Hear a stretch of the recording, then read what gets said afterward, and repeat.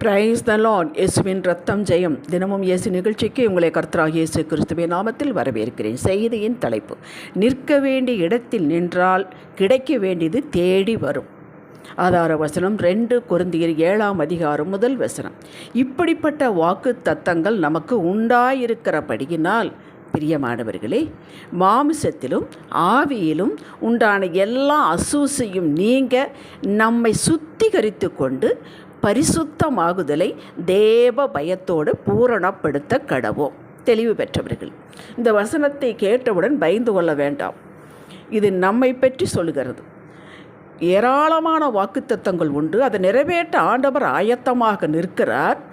நம்மளுடைய வேலை என்ன? இந்த வாக்குத்தத்தங்கள் நமக்கு இருக்கிறபடியினாலே நமக்கு ஒரு வேலை கொடுக்கிறார், ஒரு பங்கு கொடுக்கிறார். அது மாமிசத்திலும் ஆவியிலும் நம்ம சுத்தப்படுத்தி கொள்ள வேண்டும்.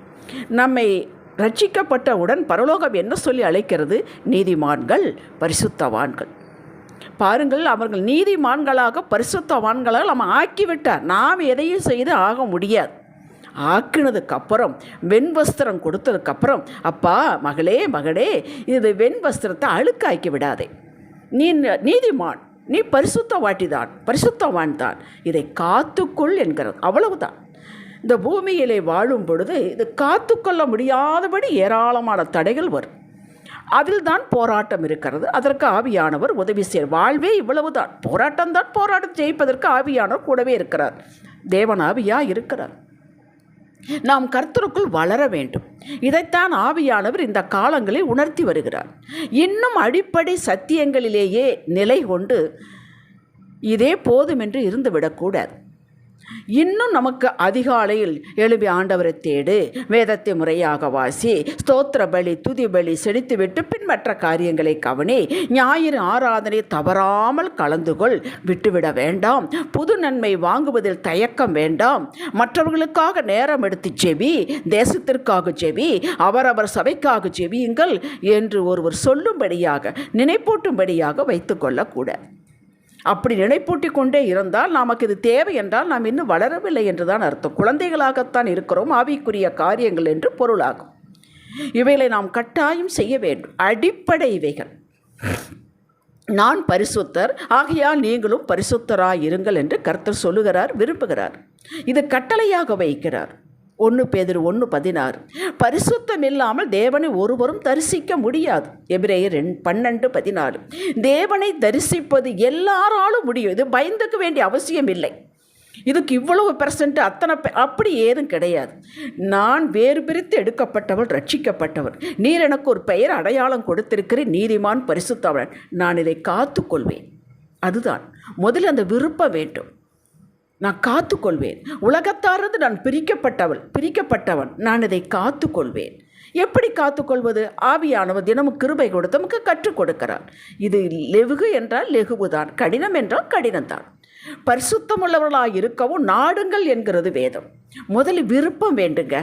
இந்த ரட்சிப்பை நான் காத்துக்கொள்வேன், இந்த வேறு பெருத்து எடுத்த வாழ்க்கையை நான் காத்துக்கொள்வேன் என்ற அளவில்லாத விருப்பம் இருக்க வேண்டும். நம்முடைய விருப்பம் எல்லாம் நம்முடைய குடும்பத்தின் பெருக்கத்தின் மேலேயே இருக்கிறது.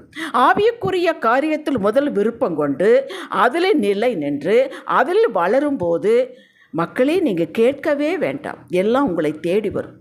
இந்த ரகசியத்தை முதலில் புரிந்து கொள்ளுங்கள். விருப்பம் இல்லாமல் எந்த முயற்சி எடுத்தாலும் அது வெற்றிக்கு நேராக நடத்தாது. கர்த்தர் என்னோடு பேச வேண்டும், நான் அவரோடு பேசுதலே அவர் கேட்க வேண்டும். கர்த்தருக்கு பிரியமானதை தேடி தேடி கண்டு அப்படியே நடக்க வேண்டும் என்ற வாஞ்சை, விருப்பம் நமக்குள்ளே அனலாக இருக்க வேண்டும். அதுதான் இந்த நீதிமான்களாகிய பரிசுத்தமாகிய நமக்குள்ள ஒரு அடையாளம். அந்த விருப்பம் வேண்டும். இதுதான் பரிசுத்தம் ஆகுதலிலே நிற்பதிலே ஃபர்ஸ்ட் ஸ்டெப். மனம் இருந்தால் மார்க்கம் உண்டு என்று சொல்லுவார்கள். இப்படி விருப்பம் இருப்பவர்களுக்குத்தான் ஆவியானவர் ஆலோசனை கொடுக்கிறார்.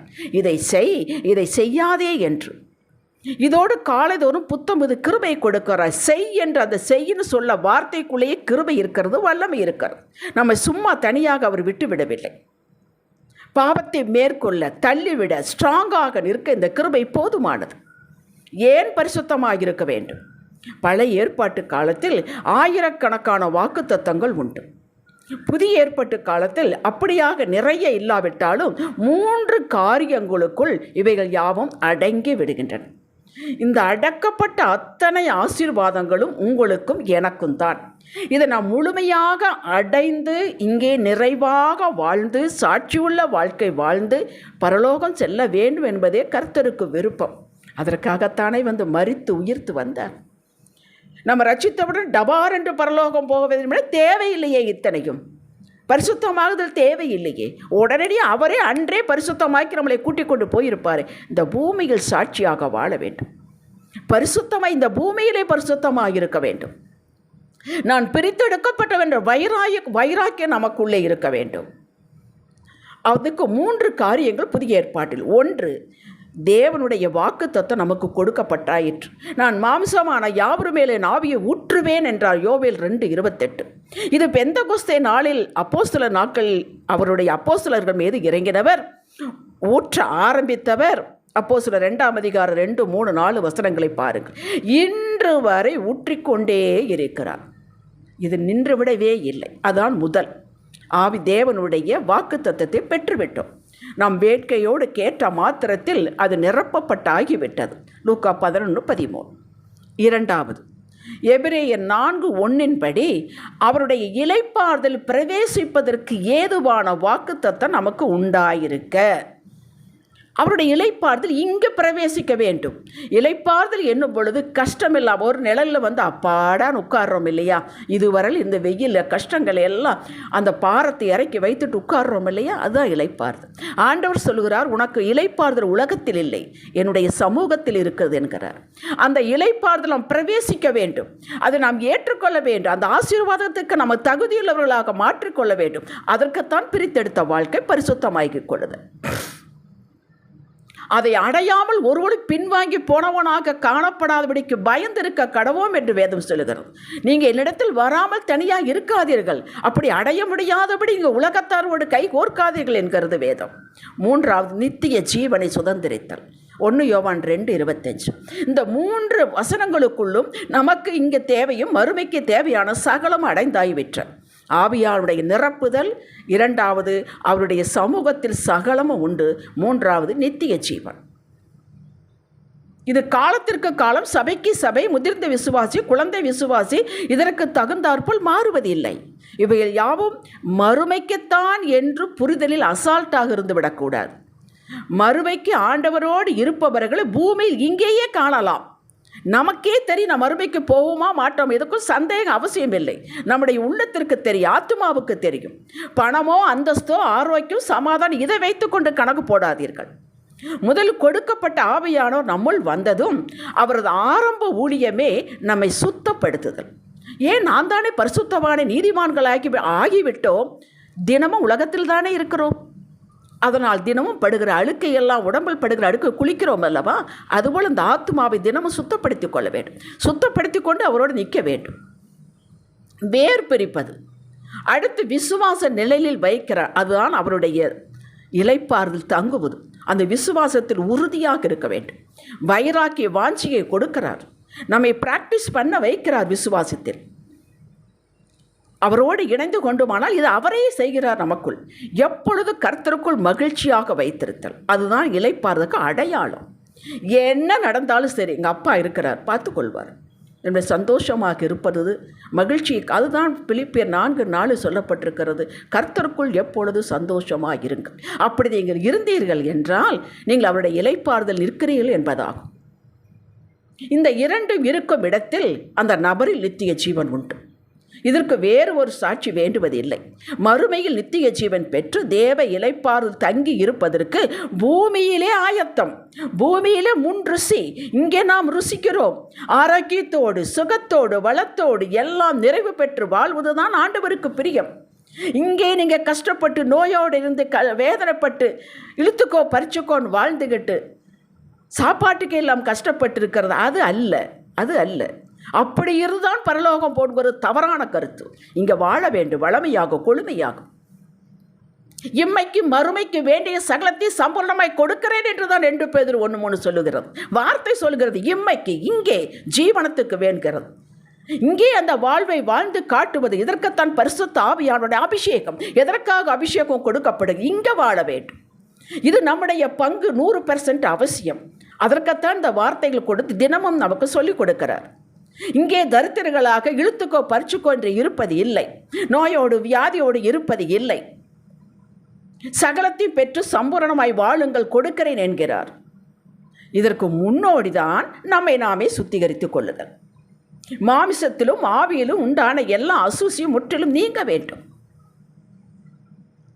அதாவது எண்ணம், சிந்தனை, மன்னிக்காத தன்மை, கசப்பு வேர் உள்ள இருக்கக்கூடாது என்று வேதம் சொல்லுகிறது. அதை நாம் சுத்தப்படுத்திக் கொள்ள வேண்டும். தூக்கி எறிய வேண்டும். எண்ணத்தை சுத்தப்படுத்த வேண்டும். குப்பை போல தங்க விடக்கூடாது. குழந்தை போல ஆகிக் கொள்ள வேண்டும். சாத்தியமா?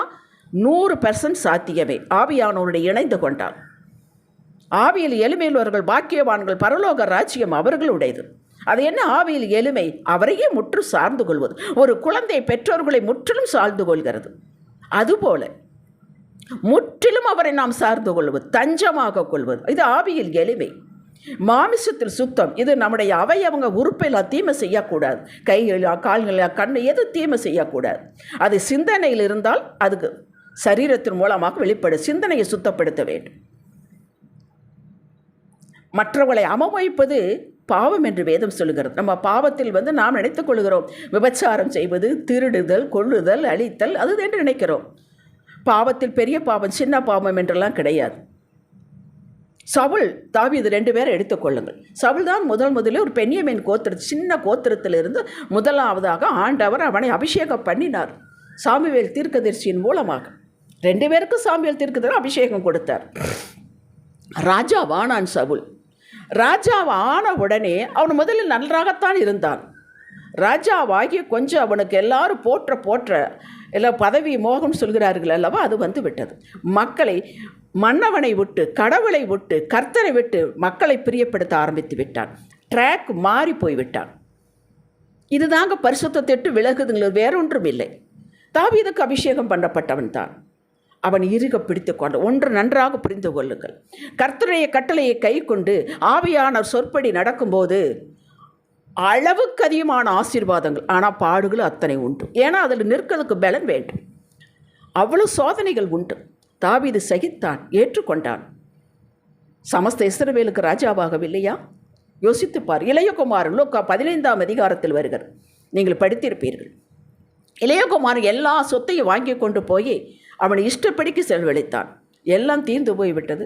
ஒரு குடியானவன் வீட்டில் போய் ஒரு பன்னி மேய்க்கிற வேலைக்கு சேர்ந்தால் பன்னிக்கு போடுற தவிடு கூட அவனுக்கு கொடுக்கப்படவில்லை. புத்தி தெளிந்தது. பாவம் செய்தவன். உடனே அவன் அந்த பாவத்தில் நிலைத்திருக்கவில்லை. எங்கள் அப்பா வீட்டுக்கு போவேன் என்று திரும்பி வந்தான் பாருங்கள். அதைத்தான் ஆண்டவர் சொல்கிறார், தினமும் உங்களை சுத்திகரித்து கொண்டு என்னுடைய பாதையில் வந்து விடுங்கள் என்று. செய்த தவறையே செய்து கொண்டிருக்கக்கூடாது. பேசின பொய்யே பேசி கொண்டிருக்கக்கூடாது. எல்லாரும் தானே செய்கிறார்கள் என்று இருக்கவே. நாம் பிரித்தெடுக்கப்பட்டவர்கள். நீங்கள் ஒவ்வொருவரும் தனித்தனியாக நினைக்க வேண்டும். நான் பிரித்தெடுக்கப்பட்டவர். நான் பரிசுத்த இரத்தத்தினாலே கழுவப்பட்டவள். எனக்கு வெண் வஸ்திரம் கொடுக்கப்பட்டிருக்கிறது. நான் அதை கரைப்படுத்த மாட்டேன் என்று நீங்கள் எடுக்க வேண்டும், முடிவெடுக்க வேண்டும். ஹல்லேலூயா. இது தொடர்ச்சியாக செய்வதற்கு பயிற்சி வேண்டும், முயற்சி வேண்டும். இந்த 2 இருக்கும் பட்சத்தில் நம்மால் பயத்தோடு இந்த பரிசுத்தத்தை கொஞ்சம் கொஞ்சமாக பூரணப்படுத்த முடியும். இதன் பலனை விவரிக்க நாட்கள் போதாது. இப்படிப்பட்டவர்களுக்கு வரக்கூடிய ஆசீர்வாதங்களுக்கு விவரிக்க நாட்கள் போதாது. நீங்கள் மட்டுமல்ல, உங்கள் சந்ததி ஆசீர்வாதமாக இருக்கும். ஆபிரகாம் அப்படி இருந்தானே, அவன் தவறு செய்யவில்லையா? பொய் சொல்லவில்லையா? தாவீது அப்படி தான், அவன் கொலை செய்யவில்லையா? அவன் இருதயத்துக்கு ஏற்றவென்ற கர்த்தன் சொல்லவில்லையா? செய்தார்கள். உடனே மனம் திரும்பி வந்து லைன் இல்லார்கள். அப்படி நாம் செய்து தவறுகளை மண்டு செய்யக்கூடாது. கொஞ்சம் கொஞ்சமாக அதை விட்டோமா இதை விட்டோமா கொஞ்சம் கொஞ்சமாக லைனில் வந்து விட வேண்டும். நீங்கள் 1% முயற்சி போட்டால் ஆவியான 99% உங்களுக்கு தாங்குவார். தவறு செய்தவர் தான் இவர்கள். மனித பூமியில் தானே வாழ்கிறோம். உடனே சரி பண்ணி கர்த்தரிடம் வந்து விட வேண்டும். இதுதான் பரிசுத்தத்தை நிலைத்திருத்தல். நம்மை நாமே ஆராய்ந்து விடுச்சே, நேற்று அப்படி பண்ணிட்டு இன்னைக்கு அப்படி இருக்கக்கூடாது. அதை பாராட்டும், பரலோகம் பாராட்டும். இவர்கள் தான் நீதிமான்கள். வேர் கனி கொடுக்கும். உங்கள் வேர் கனி கொடுக்கும். நீங்கள் துளிரை போல தழைப்பீர்கள் என்கிறது. நீதிமான்களுக்குரிய ஆசீர்வாதங்களை எல்லாம் எடுத்து வாசித்து பாருங்கள். கொள்ளையாக இருக்கு. அத்தனை உங்களுக்குத்தான்.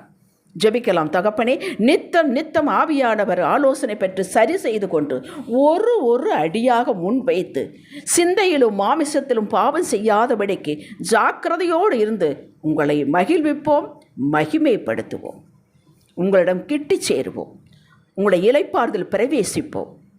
நீர் கொடுத்த ஆவியானவருக்கு நாங்கள் மகிமையை செலுத்துவோம். ஹல்லேலூயா. நித்திய ஜீவனை எங்களுக்கு கட்டளையிட்டிருக்கிறீர், அதையும் நாங்கள் அடைவோம்.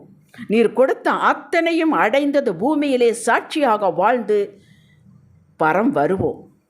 அறிக்கை செய்கிறோம் இயேசுவின் நாமத்தில் பிதாவே, ஆமேன். இன்றைய சிந்தனைக்கு பரிசுத்தமாய் இருப்பது என்பதை பயங்கரமானதாக எடுக்காமல் இது வாழ்வில் சாத்தியமே என்று எடுத்துக்கொண்டு முதலில் சின்ன காரியங்களில் ஆரம்பித்து நிலை நிற்போம். ஆமேன். அல்லேலூயா.